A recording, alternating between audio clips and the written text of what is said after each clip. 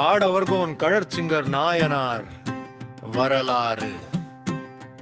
காஞ்சியில் பல்லவ குடியில் வந்த கழச்சிங்கர் சிவன் அடியின்றி வேறு எதுவும் எண்ணாத மன்னர் காடவர்கோன் கழற்சிங்கர் படைப்பல கொண்டு வடபுலம் வென்றார். அங்கு வென்ற நாடுகளை தம் ஆட்சியின் கீழ் கொண்டு வந்த மாமன்னர். சிவனுரை பதிகள் பல சென்றுமே.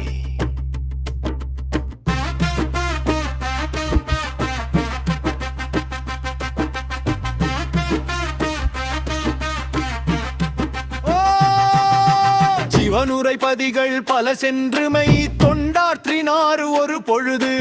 அப்படி செல்லும் போது அரசியலாயத்தோடும் செல்வது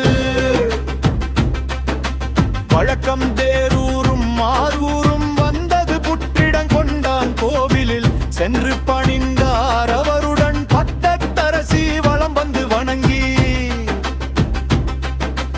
வருகையிலேயே மலர் தொடுக்கும் மண்டபம் அருகில் வந்தார். மலர் ஒன்று கீழே கிடந்திட கண்டார். அதை எடுத்து மூக்கில் வைத்து மோந்தார். அங்கு வந்த செரும் புனையாயந்த சிவனடியார் அது கண்டார். தெய்வத்துக்கு சூட்டும் பூவை எடுத்து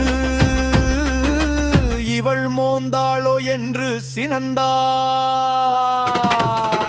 பொறுக்க முடியாமல் அப்படியே குருவாள் கொண்டு மோந்த அவள் மூக்கை அறிந்தார். குருதி கொட்டிட கீழே சாய்ந்த அவள் அலறினாள். சுரட்சிங்கருக்கும் அப்போது வந்து கொண்டிருந்தார் மலர் கொம்பு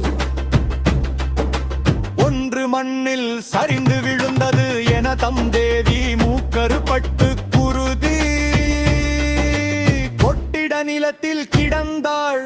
கதறுவது கண்டார். கடுஞ்சினம் கொண்டார். அஞ்சாது கொடுமை செய்தவர் யார் என கேட்டார். அங்கு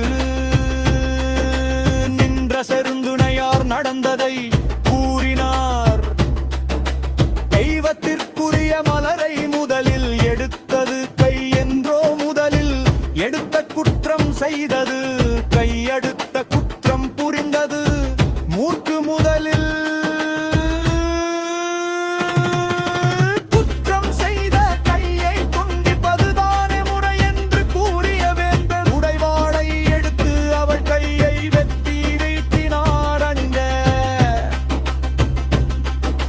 வலைகளோடும் கையும் கீழே விழ கண்ட தொண்டர்கள் சிவ சிவ என்றமர் கொண்டை நாட்டு கழற்சிங்கர் தம் தேவியின் கையை வெட்டும் தொண்டையும் செய்தார். பல்லாண்டு பல்வகை சிவ தொண்டையும் செய்து நாடு புரந்த கழற்சிங்கருக்கு ஈசனார் தன்னுடைய திருவடி தந்து பெருவாழ்வு பெற்றார். சுபம்.